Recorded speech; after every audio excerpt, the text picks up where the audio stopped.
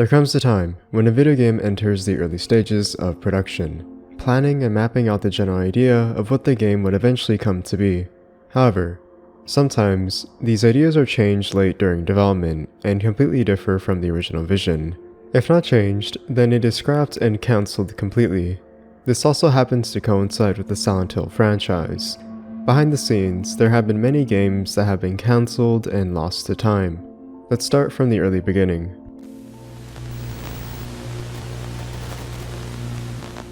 Back in 2004, after the release of Silent Hill 4: The Room, Masashi Sumbayama, the director and designer of formerly Team Silent, would announce the development had begun on Silent Hill 5. Initially, rumors about Silent Hill 5 would be addressed as quote-unquote shadows, but Sumbayama would deny these rumors as mere speculation. In an interview with GameWorld, Imamura said he and the team wanted a strong fifth installment because of the underwhelming response to Silent Hill 4. Silent Hill 4 would meet mixed reception due to not following the same gameplay style as prior entries. This would inspire the team to double down and focus on less melee combat and a more dramatic otherworld that takes advantage of PlayStation 3 generation consoles. In the same interview, Akira Yamaoka, series composer, stated that the plot of Silent Hill 5 would have focused on a damaged human being, summoned to Silent Hill Main for a specific reason. Described as the, quote, darkest story we have come up with, Imamura would add to this darker theme by stating some things would have to be cut to get past the rating system. As opposed to the previous games in the series, Silent Hill 5 would have started in Silent Hill as an everyday town with people going about their daily lives, which would slowly rot away as the game progresses.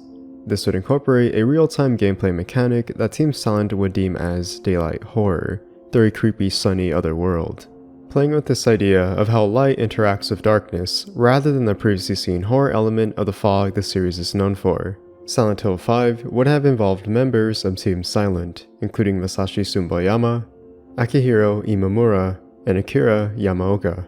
Oddly enough, Konami ordered Team Silent to develop a game with a similar design to Grand Theft Auto. This, however, would fall through and be cancelled in 2006. Masahiro Ito, the lead art director, clarified that the project was not a horror title and did not include monsters or creatures. At this point in time, Ito became exhausted of horror after his extensive work on the second and third Silent Hill games, and left Konami in March 2006. In 2006, Climax Studios began working on a pitch for a PlayStation 3 exclusive Silent Hill game known as Broken Covenant. The plot would have focused on Alessa Gillespie's influence spreading outside of the town of Silent Hill, Maine, with the protagonist, Father Hector Santos, traveling from El Paso, Texas, to Arizona to help his niece Anna. In a gameplay demo presentation for Broken Covenant, we see the player model of Travis Grady to showcase the demo.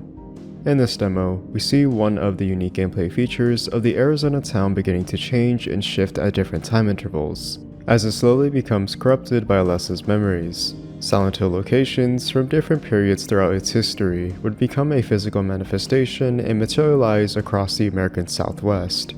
Members of the cult, the Order, had relocated to Arizona, operating in an abandoned military base outside of Coyote Flats, believing that Anna was the next Alessa. One of Father Santos' main gameplay mechanics would be the ability to perform holy rituals, with water as one of the key items to purify environments. Creatures would have included demon nurses, miners, mumblers, cockroaches, moths, bees, and at one point even Pyramid Head. Gameplay elements in the pitch included puzzles, stealth, over-the-shoulder camera angles, action sequences, and vehicle exploration. However, Konami later rejected the pitch. In 2006, WayForward Technologies initially developed a pitch demo of a Silent Hill title for the Nintendo DS. In a Twitch livestream, they presented a one-room tech demo using assets from Silent Hill 2. Most notably, James Sunderland is the basis for showcasing the gameplay mechanics, the environment, and the overall presentation of Silent Hill. Looking at the gameplay would see the player moving and interacting with the environment on the top half of the DS screen, while the bottom half would feature the inventory screen. Although the pitch failed to get Konami's attention, Konami later approached WayForward to develop a portable Silent Hill for the PlayStation Vita. This would be Silent Hill: Book of Memories. While on the topic of the Nintendo DS, Dementium the Ward was originally pitched as a Silent Hill game for the DS by now defunct developer Renegade Kid. In an interview with IGN, Renegade Kid co-founder Jules Watsham states that while Konami rejected this pitch, Konami wasn't entirely dismissive of the idea they had envisioned for the concept of a Silent Hill on the DS, but rather, Konami thought it was a bad business decision to have a horror game on the DS at the time. There are images of this pitch demo showing a player character, seemingly a SWAT member, holding a nightstick as a weapon while roaming an asylum with various prisoners strapped to a bed. In 2006, Silicon Knights developed a pitch for a Silent Hill game titled The Box for the PlayStation 3 and Xbox 360, dubbed in Open World Third-Person Survival Horror Experience. At some point, the project was abandoned by Sega and later picked up by THQ and renamed The Ritualist. However, due to financial difficulties at THQ in 2009, the game never materialized and was cancelled. There are some concept images of the box art, main menu, customization settings, different bird species, and finally, hatchets. In 2013, Masahiro Ito was involved in a cancelled Silent Hill title. Due to non-disclosure agreements, information about the development detailing the game is limited. He describes the project as a direct sequel, similar to the likes of Silent Hill 3 to Silent Hill 1. Because of Pyramid Head's popularity as a mascot figure for the Silent Hill franchise, Konami would commission Masahiro Ito to reuse Pyramid Head, much to his disliking of reusing Pyramid Head. He explains he designed Pyramid Head specifically as a manifestation of James Sunderland's inner psyche, becoming displeased with Pyramid Head in later entries. Masahiro Ito states that if Pyramid Head were to be used, Ito wanted him to have an impressive new direction that players would accept. He would design brand new iterations of Valtiel and Pyramid Head that were distinct from what we have seen previously in Silent Hill 2 and Silent Hill 3. He intended for Valtiel to kill Pyramid Head in the game's opening cutscene. Concept art would see the opening cutscene depict a baby carriage on a bridge in the Otherworld. However, this untitled Silent Hill sequel would later be cancelled. In 2017, when asked if he would be willing to return to make a future Silent Hill installment, Masahiro Ito stated that he would be willing to make a new Silent Hill if Pyramid Head is not in it or can be killed early in the game, and if it is not a direct sequel to an earlier installment. Silent Hill Origins was originally undergoing the development title Silent Hill Original Sin. This was developed initially by Climax Studio, a studio branch that was located in Santa Monica, California, also known as Climax LA. However, with a significant amount of pressure, this led to major problems with the game engine and lack of vision, which resulted in this version of Silent Hill Original Sin being cancelled. Due to this, the development would be shifted to a Climax Studio branch in the United Kingdom led by Sam Barlow. This would go on to be finalized as Silent Hill Origins. While the development is quite dismaying and stressful, to say the least, what is particularly fascinating about the original Silent Hill Origins led by Climax LA is the amount of unused concepts, cut designs, and scrapped ideas that wouldn't make it into the final version. The Afflicted is an unused monster that appears in the August 26 Silent Hill Origin prototype build, first used as an early prototype concept demo, showcasing features, designs, and the atmosphere of the game. In this demo, we can see that the Afflicted was a common enemy that would have appeared in many locations throughout the game, such as roaming the streets of the town, and inside the halls of the asylum. The Afflicted would have a very basic animation when it comes to their movement, seen as slow when walking towards Travis. They also have a simple swipe animation when dealing damage with their claws. They also make zombie-like moans and screams upon interacting with them or killing them.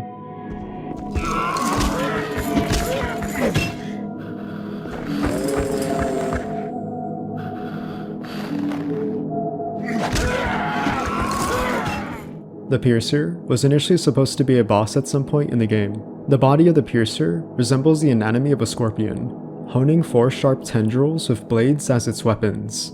As we can see, there's a rendered 3D model of the Piercer, committing an attack animation with both its tendril-like blades from the top to attack the player. The wheelchair monster is self-explanatory. It's a monster that has its lower torso attached to the seat of a wheelchair, having to move around using both its arms to drag the wheelchair behind it. The miner had the appearance of a typical miner outfit, donning overalls around its body, wearing a gas mask on its face, and its arms are manipulated into that of a weapon with 2 pickaxes. Interestingly, there's a rendered 3D model of the miner, but it has a different appearance entirely. The miner wears a black leather suit with a gray vest, and a gas mask that is worn over its head. the weapon of choice this time around is a nightstick, as opposed to pickaxes. The miner has an attack animation where it swings its nightstick for a long-ranged attack. One animation shows the miner receiving a bit of damage when it stumbles upon getting hit in the face. The next animation shows the miner receiving damage to its kneecap, where it then proceeds to touch it upon getting hit. Finally, an animation shows the miner getting flung backwards by a strong force, falling on its back, and then proceeding to get back up. The meat is an enemy with a split open meat carcass that has both hooks on its top of its model, presumably as weapons to attack the player, and down the bottom for its feet. The only footage we see of the meat is in a short glimpse in the 2006 E3 trailer, where it's hanging on a hook while it convulses. There is concept art of an unused monster called the Undead Bellhop. It takes much of its attire from that of a bellhop, who typically works at a theater. However, the bellhop seen here is very zombie-like, with much of its skin decaying and flesh rotting. An unused enemy of a mannequin has a very abstract quality to its proportions, as much of its limbs and torso are manipulated, notably with pink vein-like skin surrounding its body. The Caliban initially had two earlier concept designs. The first concept design shows a heavily contorted body with a snake-like tail, multiple heads, and a sickle attached to its right foot.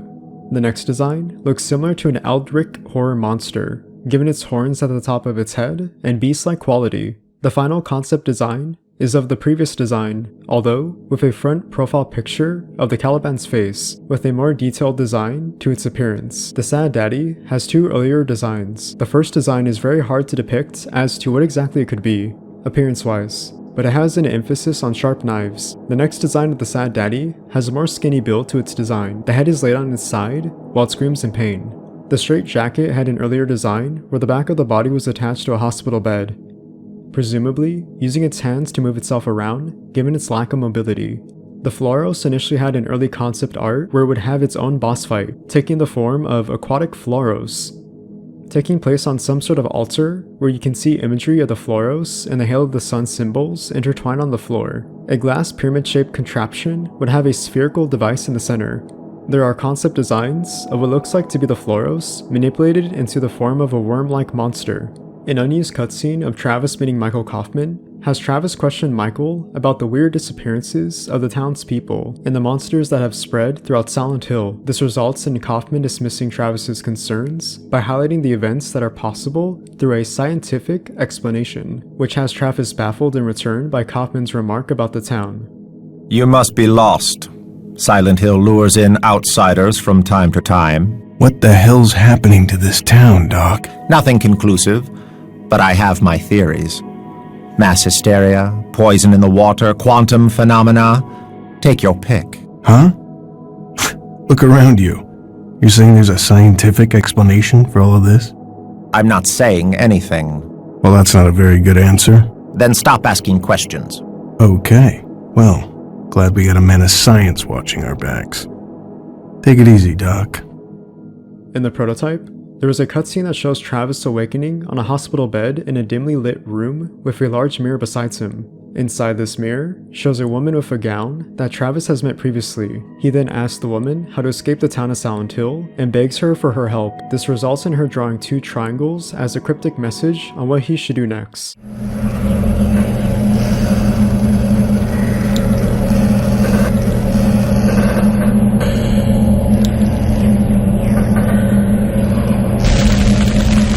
Why do you keep bringing me back here? I just want to get as far away from this town as possible. Can you make that happen? If I help you, can you get me back to my truck? Here we go again.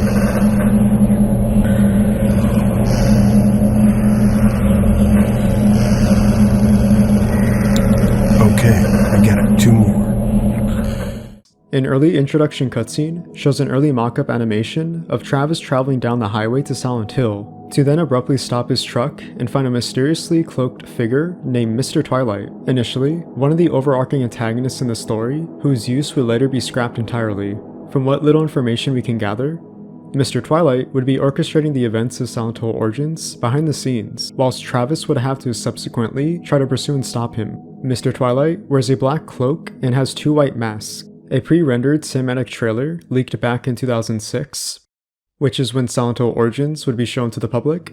The camera would have a panoramic view of the interior itself, to then show Travis looking at himself in the mirror, resulting in him sighing and taking a deep breath, a homage that takes influence from the opening of Silent Hill 2.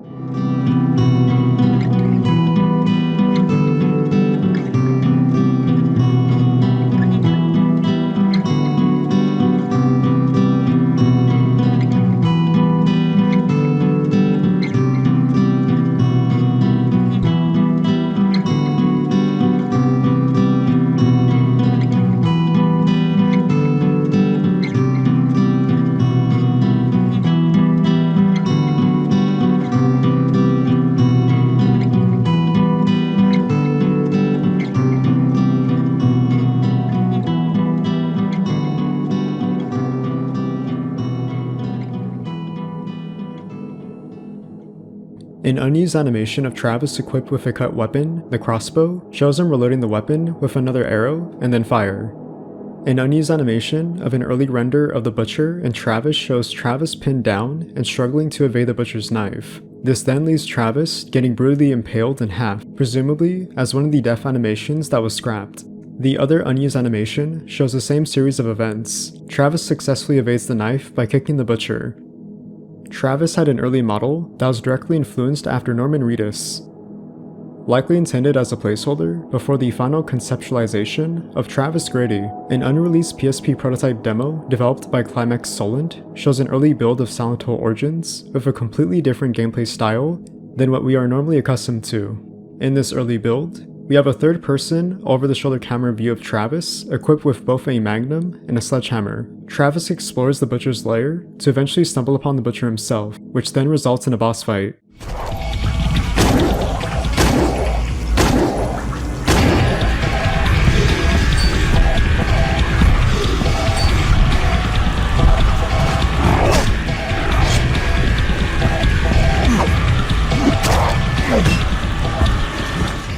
Further along the demo, Travis will then encounter many early models of the straitjacket enemy.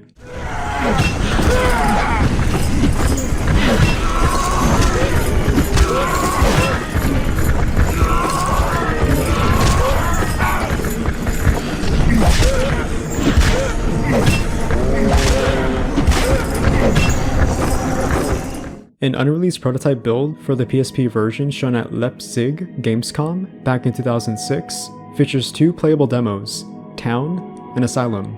In the Town, you can simply explore the early version of Silent Hill. You are only equipped with the Magnum and the Sledgehammer to kill the afflicted enemies you find throughout the area. However, there is not much else to do here. The next demo, Asylum, features much more complexity to its gameplay, with the need to find items throughout the asylum to escape. Much of this is backtracking throughout the building and fighting off the afflicted with the Magnum and Sledgehammer.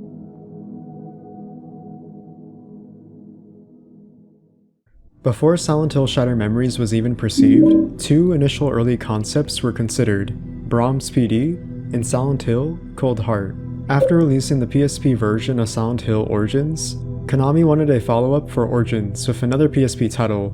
However, William Ortel, a producer of Silent Hill at the time, pushed Climax to pitch a new first-person shooter Silent Hill title for the Nintendo Wii. This pitch would be called Brahms PD, a spin-off first-person shooter featuring a psychological profile system where you play as an amnesiac police detective from the Brahms police force looking for her missing partner. This pitch, however, would ultimately be rejected. Because of this would lead to the second pitch, Silent Hill Cold Heart. Cold Heart would be pitched for a new Silent Hill game to be released for the Wii in 2007, developed by Climax Studios. In 2014, the pitch document containing an informational booklet consisting of 7 pages was leaked online. In this document, we see the introduction, gameplay features, puzzle examples, and technical aspects. The introduction would see the story centered around an emotionally unstable college student, Jessica Chambers. Jessica struggled with nightmares and insomnia, leading her to start speaking to a psychiatrist. However, this would still result in her emotional distress and turmoil. After running out of options, she decides to visit her parents to help with her mental distress. While traveling on a snowy evening, she becomes lost in a harsh blizzard and ultimately follows an ambulance closely. This eventually brings her to Silent Hill, While here, she would have experienced the psychological nature of the town, harboring physical manifestations of her inner fears and nightmares. This document contains an in-depth walkthrough of gameplay features, demonstrating the Nintendo Wii's motion controls that would see the player utilizing a flashlight, realistic melee combat, and an interactable environment. The Frozen Otherworld is a hostile environment containing dynamic transitions with a theme of a blizzard-like setting. The gameplay would have heavily capitalized on the psychological horror aspect with the use of a psych profiling, tracking the player's every move. This psychological profile would influence later events within the game. Nintendo Wi-Fi connection would be uniquely used to report real-world weather and news for dramatic effects. Jessica's cell phone would have been uniquely used as a radio of sorts, contacted by friends or foes, which should see the Wii Remote play audio from the speaker to simulate the experience. Monsters would also be alerted by Jessica's cell phone, as it would radiate sound when monsters are nearby. Character customization would have also been a fundamental gameplay feature that would allow the player to adapt to the harsh weather through survival, such as clothing, food, drinks, barricading, etc. There is also a dedicated walkthrough of exploration and combat for a level within the game called The Lake, suggesting that a build for this level could have existed, though unlikely to resurface. While these all sound very ambitious and conceptually a great premise for a game in the Silent Hill series, it's possible Climax Studios overestimated the technology of the Nintendo Wii with its limitations. This unfortunately led to the cancellation of Silent Hill Cold Heart. However, these gameplay elements would later be repurposed for the release of Silent Hill Shattered Memories, notably reprising gameplay elements such as the Frozen Otherworld, interactable environments, and using a flashlight and cell phone.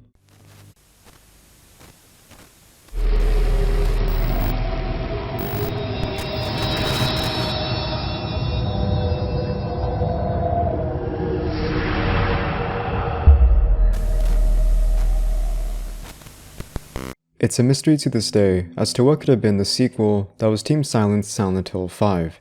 There is not too much information regarding the original development and plans that Team Silent had in mind, albeit with a couple of interviews with Akihiro Imamura and Akira Yamaoka. According to them, Team Silent's original direction of Silent Hill 5 wanted to incorporate a true return to their psychological horror gameplay roots, yet capture a different atmosphere. That would be a departure from the foggy town you roam and explore in. Rather, the idea was to explore the town of Silent Hill as the everyday person, in a bright, sunny environment. However, the more you stay in the town, the more it slowly deteriorates over time. As Akihiro Imamura puts it, ever since the pre-production of Silent Hill 2, we wanted to start a Silent Hill in a normal environment. Daylight, people going about their business, just normality. What happens when you make that normality rot all around you? Is it possible to make a normal sunny day really creepy? A concept that was undoubtedly bold and ambitious for the series, but nevertheless, an idea worth seeing through. However, any relevancy or known information regarding this Silent Hill 5 that Team Silent would have developed would be lost and cancelled. Team Silent would disband, and eventually, Konami would give the rights of the Silent Hill franchise to Western developers. Even though Silent Hill 5 was initially scrapped, these original plans would later be repurposed for the eventual release of Silent Hill Homecoming. Silent Hill Homecoming has been widely known to have a mixed reception from many fans and players alike, with its questionable gameplay mechanics, inconsistencies in the lore of Silent Hill, and bug/issues. This is nothing new. However, what isn't widely known is that Silent Hill Homecoming was initially, at one point, supposed to be repurposed as Silent Hill 5. At E3 2007, there was a small teaser trailer showing the aforementioned cloudy fog. That was a narration from Alex Shepard, the main protagonist of Silent Hill Homecoming. However, it's very noticeable that there is a different voice actor here instead of Brain Bloom, the voice of Alex Shepard. In this teaser trailer, the narrator can be heard saying the following: "They say war is hell, but there are worse things. War changes you, and nobody back home could ever understand. They never understood me. They say you can't go home again. But they're wrong. I just don't want to." After the narration, it then fades to the Halo of the Sun logo, with a title that states Silent Hill 5. After this teaser trailer, any further mention of Silent Hill 5 is also seen in game magazine articles, such as Eurogamer, where it further elaborates on the plot, the horror atmosphere, and the gameplay that is a noticeable departure from the previous entries.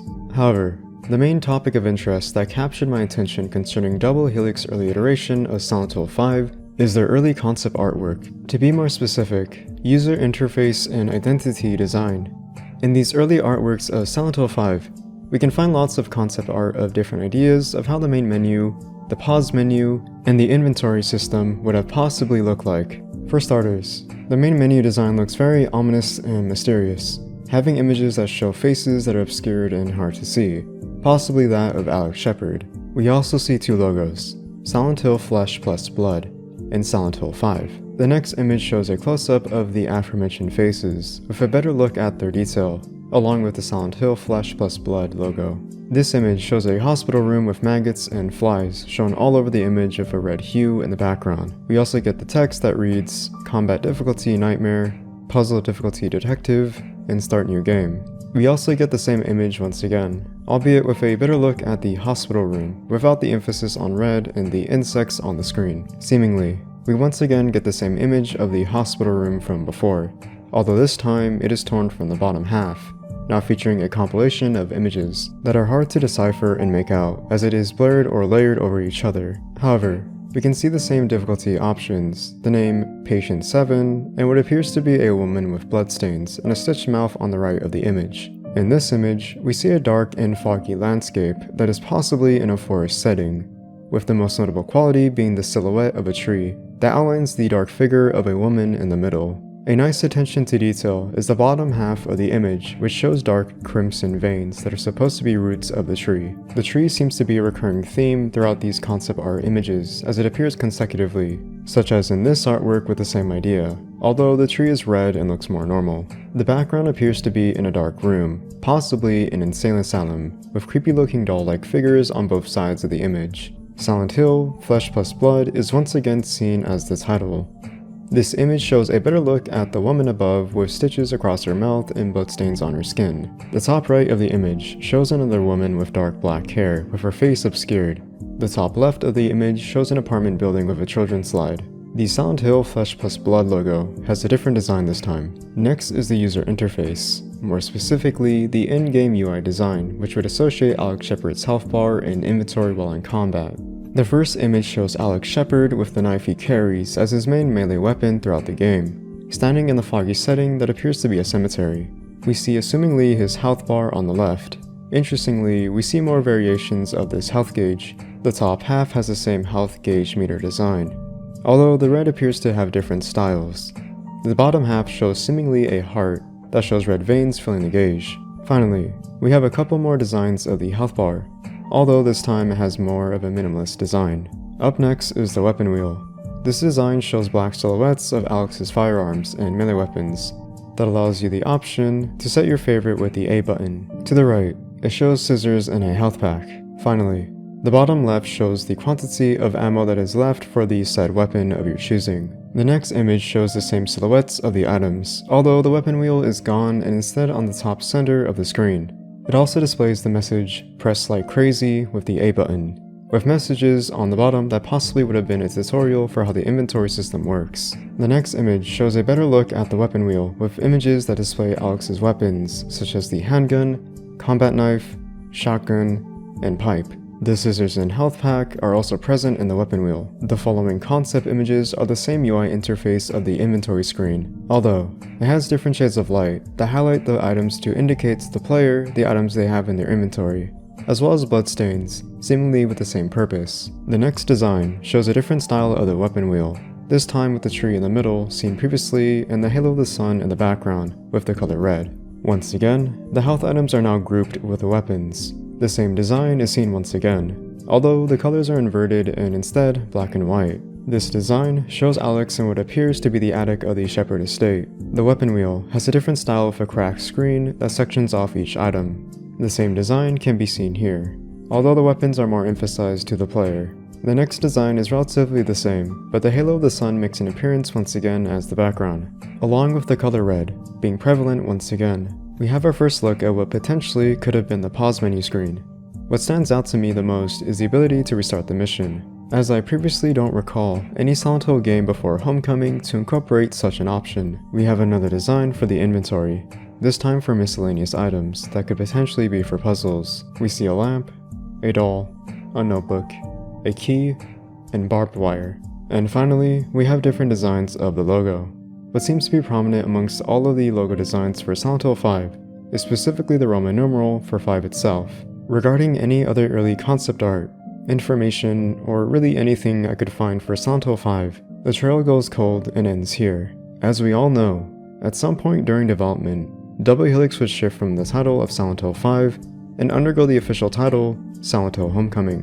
One thing I find interesting to know is what Kenzie Lamar, lead artist for Monster and character designer, has to say regarding the cancellation of Silent Hill 5 and the shift to instead make Silent Hill Homecoming. He states the following: "Just remember, and never forget, that if you don't like the direction where Silent Hill went, the only people you can blame are Konami themselves. They are the ones who canned Team Silent and wanted someone else to make the games, and Konami wanted the games to be different. That's why Team Silent was disbanded. They have been losing faith in the franchise for years, and to further prove what I'm saying, they made an arcade-style Silent Hill shoot-'em-up gun game. How Silent Hill is that?" Kenzie Lamar proceeds to add on to this statement, saying, "I just wish they had given the American team the game before they decided to change everything. Most people just assumed the American team was to blame for all the changes, when the reality is that it was Konami who wanted the changes. Team Silent was making a Silent Hill 5, and it got canned in favor of what ended up being done. While the possibility of seeing a Silent Hill 5 is inevitable, considering that the revival of the Silent Hill franchise is present, it leads to the question of not if we will see a Silent Hill 5, rather when we will see the eventual release of a true Silent Hill 5. And if Konami will be able to deliver such an ambitious title with whomever is behind development, but I guess we'll have to wait and see." There's something so fascinating about game development, especially when you get to see footage of the developers themselves behind the scenes, giving concrete details about the amount of effort that goes into the game in question. Team Silent assimilates the viewer into this experience that you couldn't receive anywhere else with a documentary called Making of Silent Hill 2. Masahiro Ito elaborates on his process of making the monsters with this inhumane quality, giving a sense of familiarity in their appearance, but the manipulation of that human-like nature within the movements and the design gives this uncanniness to the horror. Watching Akira Yamaoka build the sound design of the town of Silent Hill to make it come alive with this otherworldly and dreamlike atmosphere, that is nothing short of memorable. The voice and motion capture actors themselves performing the roles in real time with their lines rehearsed, giving that emotion and realism that we see later translated to the gameplay is a sight to behold.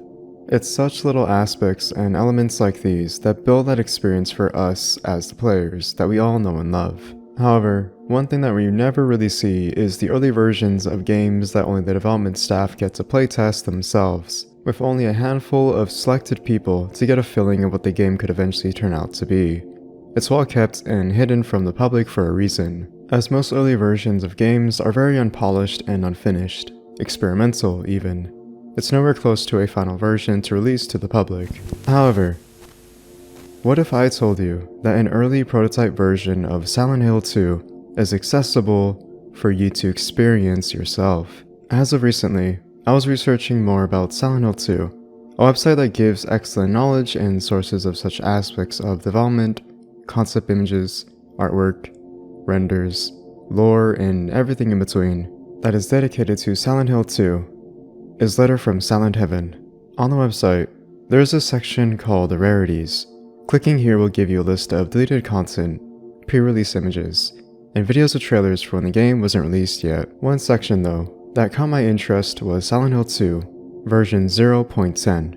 Reading what the information has to convey gives a short interview of two people, Tracy B and Mr. Gimmick, two people who somehow got a hold of this potentially lost version of Silent Hill 2, an early prototype version exclusively for those within the development team that is solely a presentation of Silent Hill 2 in its early stages before its final release.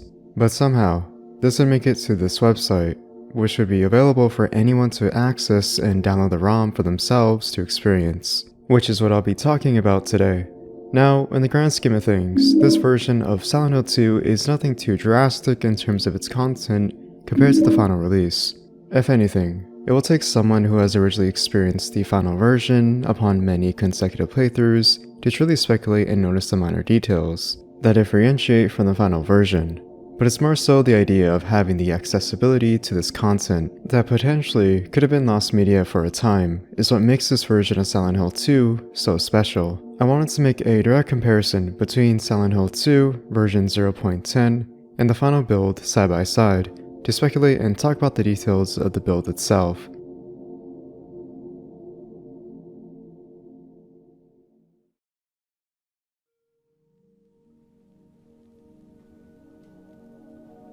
In the main menu in the early version, we see a purple arrow that is pointing at New Game or Option. In the final version, we don't see the inclusion of this little arrow, possibly because it is redundant, considering that there is a glowing white hue behind the text to highlight to the player in knowing what they are selecting. Starting up the game, we see a difference in the loading screen where it says "Now loading" compared to the final version, which has white chalked footsteps as the loading screen. After the introduction to James looking himself in the mirror in the observation deck where he recites Mary's letter, we get to see one of the first instances in the gameplay of differences in this early prototype. At the end of the highway, we see a large fence wall that blocks the player from bypassing and going through. Now, obviously, if you were to look at the letters, they spell welcome. In the early version, we see the words spell W-E-L-C-O, with the letters L and M on the ground lying down. In the final version, we have the word spell W-E-C-O-M, with the L and E lying down on the ground, with the removal of the extra L seen in the early version.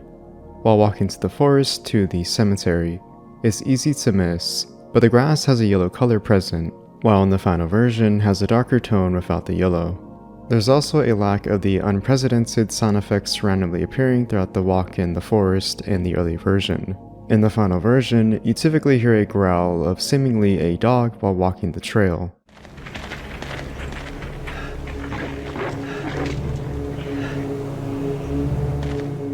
While arriving in the town of Southvale, there's a missing first aid kit in the early version and instead replaced with a health drink hiding in the corner. In the final version, however, there is only the first aid kit on the table. Walking towards the alleyway to where the lying figure is headed to, you'll find that there is no health drink by the garage door on the sidewalk before arriving in the alleyway, and also close by it. The final version typically has both health drinks here by the garage shutters. While in the alleyway, there's a lack of health drinks that are accompanied by the red square to save your game on the table. In the final version, 2 of these health drinks are usually present. In the introduction scene of the lying figure, James comments by simply saying, "Oh," before being approached and then attacking the monster. In the final version, he says nothing. The biggest change I have come to notice is the radio message with Mary. Now, it still has a slight inaudible static that interrupts what Mary is saying, only giving hints of the words. But there's a huge spoiler in the subtitles that reveals early on that James killed Mary, with Mary saying, "James, why did you kill me?"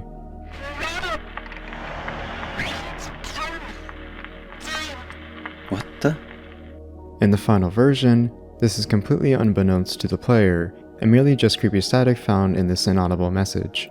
How about we take a second to look at the inventory menu? While here, we can see a couple of differences in the early version. For one, the map and memo are switched in different positions compared to the final version, where the memo is in the middle and the map is on the right. When the player tries to heal James as he takes damage, you typically see the status picture have a gray hue to it, sometimes displaying static to alert the player that his health is low. However, in the early version, when we use a health drink here, there isn't a green hue to signify you're at full health. When undergoing combat with the lying figure, it has a noticeable lack of audio when it cries in pain as you attack it. When you attack the lying figure, it makes no sound other than the sound effects of the wooden plank when it makes contact with the monster.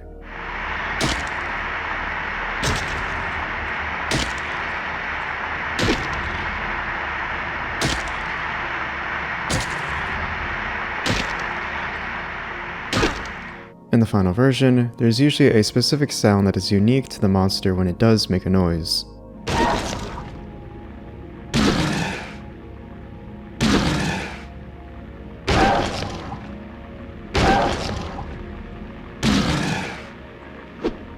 As you make your way to the deceased corpse at the end of the street, you'll see a different change in the camera angle when looking at the corpse. In the early version, you'll see the camera hanging over James, where it shows the corpse from the front view. In the final version, it shows a close-up of a side angle of the corpse. I believe this was changed due to how the apartment key you collected could have been easily missed, hence the camera change. While walking down the road to the Woodside Apartments, you typically find a first aid kit and pistol ammo on the ground by the restaurant you run into. However, in the early version, you'll find that they aren't present. At the front gate to Woodside Apartments, you'll notice there is once again a difference in the camera angle. In the early version, the camera looms over James with an aerial shot of the front entrance. In the final version, the camera is positioned up close to the front gate, possibly to guide the player and let them know that this is the front entrance. While entering Woodside Apartments, you'll find the camera angle shifted to face towards James. There are also 2 health drinks and a first aid kit by the staircase. In the final version, once you enter the front entrance, you'll find the camera hanging over James from the back, where his head is slightly visible and shows the lobby in its entirety. Instead of 2 health drinks and a first aid kit, there's only 1 health drink. In the room where you first encounter Mary Strass, holding the flashlight for you to acquire, in the early version, you get 2 health drinks that are on the table. In the final version, there aren't any health drinks. In the early version, for the room where you find the handgun in the shopping cart, you'll find a gracious amount of ammunition for the pistol on a chair next to it. In the final version, there isn't any ammunition on the chair. When you first approach Pyramid Head, you will notice a loud static playing while in its proximity.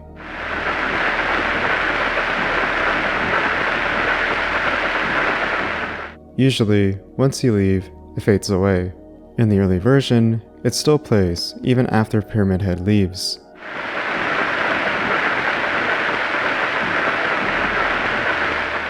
In the room with the corpse that has the TV static in the background, it's much of the same.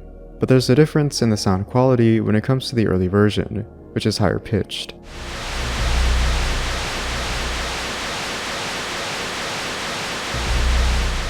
Compared to the final version, where it is much lower in its sound quality.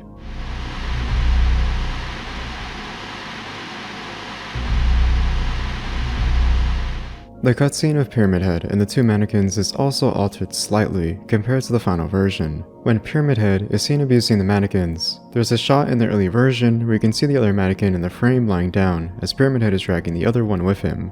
In the final version, the mannequin isn't seen in the frame.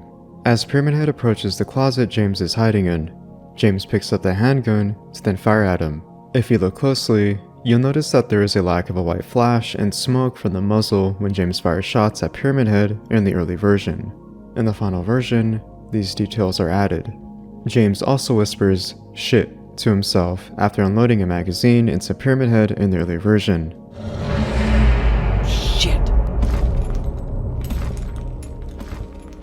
In the final version, he never says this.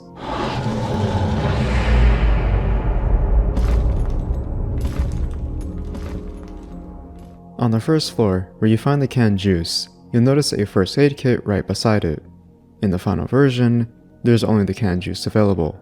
After using the canned juice on the trash chute to grab the old man coin, you'll find a magazine article on Walter Sullivan. It's very minor, but in the early version, you'll notice a lack of quotations when the person is referring to a comment they made. In the final version, this would add quotes. One interesting detail I discovered while exploring Blue Creek Apartments is that you can enter room 109 earlier on before meeting Angela. Typically, in the final version, you cannot enter beforehand as there is a strong force that is holding you back from entering. This is because you first have to meet Eddie in his introduction cutscene, where you can then access room 109. After crossing the gap connecting the 2 apartments, you can typically find an item on this counter by the locker safe. In the early version, there is an ampoule, but in the final version, there's a health drink. The cutscene of Angela plays out as usual. However, the song, Promise Reprise, has a slight delay at the beginning of the early version.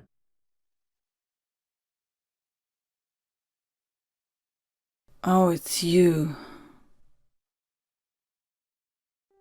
Yeah, I'm James. Angela. Angela. Okay.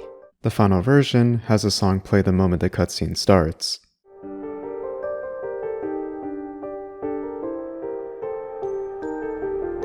Oh, it's you.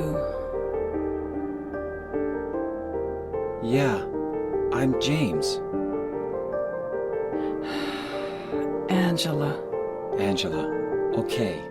When entering room 209, you'll find a difference in the atmosphere when looking outside the balcony.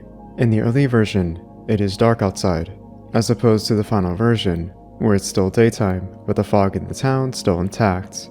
The final change from the early version is the first boss fight with Pyramid Head. You get the cutscene where James stumbles upon him. However, before the boss fight would commence, this is, unfortunately, where version 0.10 ends, ending with the message, "Coming soon," then kicking you back to the main menu.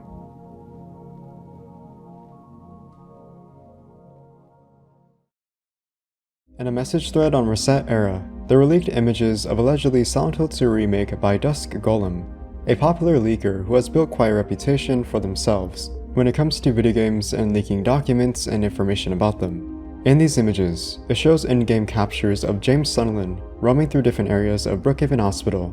In the first image, we see James Sunderland walking through a hallway that is dimly lit and obscures much of his player model. In the next image, James is seen equipped with a wooden plank. As he is equipped, he confronts a bubblehead nurse who comes around from the corner, assumingly dragging a pipe, a weapon the bubblehead nurse is commonly associated with, behind her as she walks forward. The last image that was leaked is James standing in a room with a bunch of files, documents, and notes on a table along with a typewriter. At the time, when users saw these images, it was likely that the legitimacy was very questionable and rightfully had many people speculate if they were real or not. But according to Dusk Golem, they were, in fact, real. Dusk Golem says, they're real, but they're not even close to the final product. These are from an internal pitch demo from Blooper before they got greenlit. So it's literally a no-budget proof of concept thing, rather than a final product. Just keep that in mind. Out of everything that could have leaked, this isn't actually what the final game looks like. Dusk Golem cites more proof of evidence with a leaked document presentation that gives an overview, gameplay features, and prediction of financial earnings/costs of a project for a potential Silent Hill 2 remake. What's interesting about this leaked document, however, is that the 3 images we saw previously would end up being locations that we see in the final version of Silent Hill 2 Remake. If we take a look at the gameplay trailer that was released a month ago on May 31st, we will see the locations that were shown previously, such as this frame where James is walking down the hall with Maria. As James walks slowly on the second floor of Brookhaven Hospital, he witnesses a bubblehead nurse come out from the corner to proceed to walk across the room without noticing him. And finally, the same room where we saw a bunch of documents scattered across the room. As to what would happen to this proof of concept demo, it would most likely be scrapped entirely or repurposed to be used as a basis for the final version of Silent Hill 2 Remake. Now, it would seem like a trail would run cold and end here, but actually, there is a cancelled version of Silent Hill 2 Remake that is more unlikely to be heard of. On the contrary, to having this leaked on a message forum by a leaker, this would shockingly be revealed by Konami themselves. Of all things, on a documentary for Silent Hill, The Short Message, in the segment of the documentary, there's an interview with the developer, Hexadrive, more specifically, the level design director, Rika Miyatani. In this interview, Miyatani goes into detail about her role with The Short Message, saying that she was in charge of creating an outline for the playable sections in the gameplay, giving lots of depth to the creative process of how they come to incorporate such mechanics and systems into the gameplay for the experience they are trying to aim for. The topic of interest, however, comes with a question for Miyatani when asked how she got involved with The Short Message. She reveals that initially, Hexadrive proposed to Konami a potential Silent Hill 2 remake. Beforehand, Konami would reach out to the developer for porting the Silent Hill games onto modern platforms. Naturally, Miyatani and her team were ecstatic about the opportunity but wanted to truly show their potential by developing a mock-up demo. We then get around 40 seconds of in-game footage of Hexadrive's pitch demo for Silent Hill 2 Remake. In this demo, we see the title screen, with the title itself paying tribute to the font of the original along with Letter to Silent Heaven. We then see James walking from the 3rd floor to downstairs. The next shot shows James on the 1st floor, presumably in the lobby of Woodside Apartments. If we pause the frame, we can see that James has his patches, which are not seen in Blooper Team's version of James Sunderland. The next frame shows James looking at the map of Woodside Apartments. If we take a look at the floor plan, it shows the 1st, 2nd, and 3rd floors. It also looks very similar to the floor plan in the original. We then get the gameplay mechanic to inspect James's journal, where we can see that he marked down notes on the 1st floor, along with comments about the rooms or locations he visited. Interestingly, This looks very similar to the gameplay trailer, that also featured James making notes in his journal about what he witnessed in the town of Silent Hill. The next scene shows James walking down a long linear hallway with a fence blocking him from passing through, and with an exit sign seen at the end of the hallway. And finally, before the mock-up demo ends, we see James walking once again into the lobby and picking up a key with bloodstains on it. As to what would become of this project, this would, unfortunately, be cancelled as Konami most likely didn't pursue interest at the time and rejected the pitch. Luckily, Konami would contact Hexadrive once again to work on Silent Hill the short message instead. Any other information regarding these cancelled/lost versions of Silent Hill 2 Remake is non-existent. There comes a time in a franchise when it reaches success to where it branches out of its comfort zone, adopting different formats to reach different audiences. The same can be said about the Silent Hill franchise. From its humble beginnings that started on consoles, it would eventually weave its way into media such as movies, comics, and crossovers with other franchises. It may be common knowledge by now, especially if you are a Silent Hill fan, but you'd be surprised by how vast this media expands beyond what we already know. And not just by how many adaptations this franchise has adopted, but also, unfortunately, has become lost to time. This in particular would be the lost media of Silent Hill. Over the years, there have been dedicated forums and websites that underwent the discovery of various media about Silent Hill that has slowly been uncovered, albeit partially found, which gave us a look at graphic novels, and even games that were unbeknownst to many. After some extensive research, I discovered some lost media about the franchise that I found very interesting and want to talk about today. With the release of Silent Hill 1 on the PlayStation in 1999, it was met with overwhelming success, with over 1 million units sold, and at the time, the highest selling Silent Hill title in the franchise to date. Because of this, Konami would capitalize on this and warranted more marketing with their newest bestseller and IP. Initially, there would have been a promotional tie-in graphic novel simply titled Silent Hill. The graphic novel would have featured 70 pages, serving as an adaptation of the game's story. The publisher, Com.X, a publisher based in Europe, would publish the graphic novel. However, plans ended up falling through due to unknown reasons. In a DeviantArt post on February 19, 2007, the interior artist, Neil Gouge, proceeded to post never-before-seen artwork from the graphic novel itself. According to Neil, he states that before he was employed with the publisher Com.X, he was working with two guys at their own design company. He eventually landed the job and was employed to design the Silent Hill graphic novel for the next 6 months as the company landed the rights from Konami. Neil would spend the next 6 months designing the 70 pages of the graphic novel and eventually finished it. However, as we already know, the graphic novel never saw the light of day. Years later in 2001, a user on the Lost Media Wiki would personally contact Neil about the graphic novel in hopes of getting his inquiries regarding the reason for the cancellation. According to the user, he states in an email with Neil that the entirety of the 70 pages from the graphic novel was lost due to the project being stored on a CD, which was unfortunately not properly preserved and lost over the years. Neil then exclaims that the reason for the cancellation of the graphic novel was due to intercompany politics between Konami and its European branch, resulting in a fallout. Interestingly enough, Konami not only initially commissioned an adaptation of a Silent Hill graphic novel, but also a special edition to be packaged alongside it with an adaptation of Silent Hill 2. Quote, "We were commissioned by Konami Europe, I believe, to produce the comic as promotional material for Silent Hill 2. It was going to be published separately and in a special edition of the game. Konami Japan also wanted to use the comic. Konami Europe, who had paid for the project, wanted some sort of payment for that use from Konami Japan. Konami Japan refused to pay any kind of fee, so Konami Europe said that they couldn't use it. At which point Konami Japan, who technically owned all copyrights on Silent Hill, then blocked Konami Europe from releasing the book under usage rights, not getting proper permission, etc. Neil Gouge. With this revelation, we would end up getting only 5 pages that were lost, but fortunately found thanks to the help of Neil Gouge posting his artwork of the graphic novel on DeviantArt. The first page is the product catalog, which provides proof of the comic's existence. The next page is an illustration of presumably the puppet nurses and puppet doctors seen in Alchemilla Hospital. Next are illustrations of the opening nightmare sequence, which sees Harry exploring the alleyway up until he meets the Grey Childs. The next page shows what looks like a flashback of the aftermath of Dahlia Gillespie's ritual performed on her daughter, Alyssa Gillespie, which shows the reader the Gillespie household in flames with nearby townspeople witnessing the events, alongside firefighters carrying out a burnt and charcoaled Alyssa. The final page shows Harry Mason and Michael Kaufman meeting for the first time in Alchemilla Hospital, where we see Harry pleading to Kaufman to not shoot at him as he isn't one of the monsters. As of this time, these are the only 5 pages uncovered in regards to the Silent Hill graphic novel. In 2006, members from Team Silent, Hiroyuki Owaku and Masahiro Ito, created 2 Silent Hill comics titled Cage of Cradle and Double Under Dusk. Both comics were exclusive to Japan and released digitally on cell phones for a limited time only, although there were talks to eventually release print releases in both America and Japan, but this unfortunately never reached fruition. The comic, Silent Hill Cage of Cradle, serves as a prequel to Silent Hill 1, following the main protagonist called Matthew, the boyfriend of Lisa Garland, who later appears in Silent Hill 1 as a major character. In terms of its plot, there isn't much of an understanding to go off of, as much of the comic is lost, and what pages we do have been found and pieced together by fans, with a vague idea of its story. From what's been gathered, the story would have seen Matthew travel to Silent Hill to save Lisa from the Order, but due to the influence of Lesa's manifestations becoming active throughout the town, this sees Matthew transported to the other world.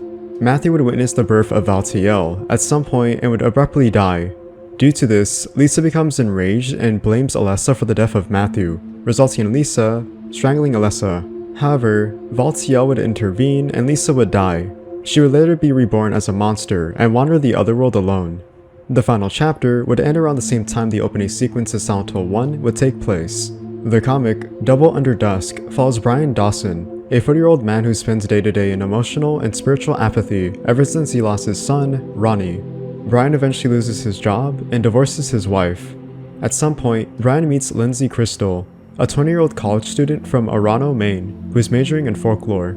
Her studies bring her to Augusta to research a town called Silent Hill, as she puts it, a town where the dead return. This leads her to meet Brian in a library, to which Brian happens to recognize her as she closely resembles a woman he's seen in his nightmares. They decide to join together and both travel to Silent Hill, particularly to Lookalike Island, where much of the comic's location takes place. According to Masahiro Ito, he retains all the pages and original script for both Cage of Cradle and Double Under Dusk, although cannot release them to the public due to a contract with Konami.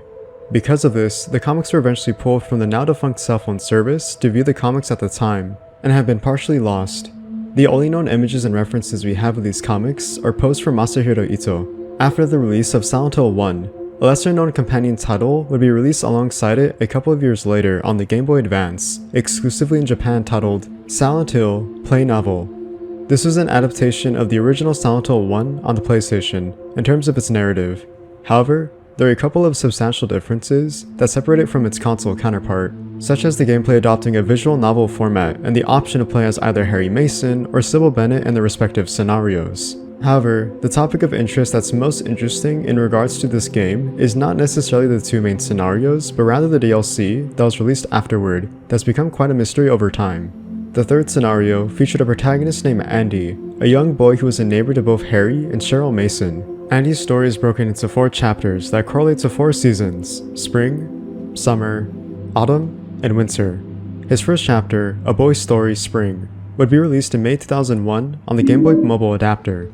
The Game Boy Mobile Adapter would be used to connect to the internet and download the data on the Game Boy Advance's internal memory. However, the flaw with this is that the downloaded chapter wouldn't be properly saved once the player powered off the console. Because of this, the chapters were never properly archived and the other chapters would become lost media. While we wouldn't exactly know what happens in the later chapters of Andy's scenario, we can get a valuable idea that much of his story would coincide with both Harry and Sybil's story. Cheryl Mason would also play a significantly larger role in his scenario. In Sybil's scenario, Andy makes a brief cameo when Sybil finds him drowning in an aqueduct, where she proceeds to save him. Afterward, Andy then proceeds to attack Cheryl and blames her for pushing him into the aqueduct. Sybil attempts to stop Andy and defuse the situation, but later becomes unconscious. With the Silent Hill Play Novel official guidebook, we can find a page that allows the player to see a couple of screenshots of in-game renders, alongside a story flowchart in Japanese text that elaborates in detail on the first chapter of Andy's scenario in spring. When translated into English, the scenario sees Andy as the Mason's neighbor who has a crush on Cheryl Mason. They attend the same school together. However, Andy hasn't mustered the courage to express his feelings for her. When Andy decides to finally profess his feelings to Cheryl, both Harry and Cheryl happen to travel to Silent Hill, which sees Andy sneak into the back of Harry's Jeep to hitch a ride with them. After Harry's crash and Cheryl's disappearance, Andy wanders into Silent Hill alone to find her. The spring chapter has 2 endings. The first ending sees Andy staring into a large chasm, fearing that Cheryl fell into it and would be unable to help her. He then hears someone approaching him, presumably Alessa Gillespie, but he cannot move to see who it is as his body is unable to move to see who is behind him. In the second ending, Andy reaches the chasm to lament about Cheryl falling into it. He then proceeds to step forward and fall into the chasm, unable to move once he falls to the bottom. As of this point in time, we have no further information about Andy's scenario, and that is the lost media of Silent Hill. It's quite amazing how such media like this has been slowly uncovered over the years thanks to hard work and dedication to the Silent Hill community that allows us to not only see such content that is obscure and a rarity to witness, but also properly preserved and archived for years to come, at least what's left of it. It's truly unfortunate that most of this media is partially lost and incomplete, but hopefully, as we move forward, there's that small glimmer of hope that we can see full restoration of this content one day. Until then, I guess we have to wait and see.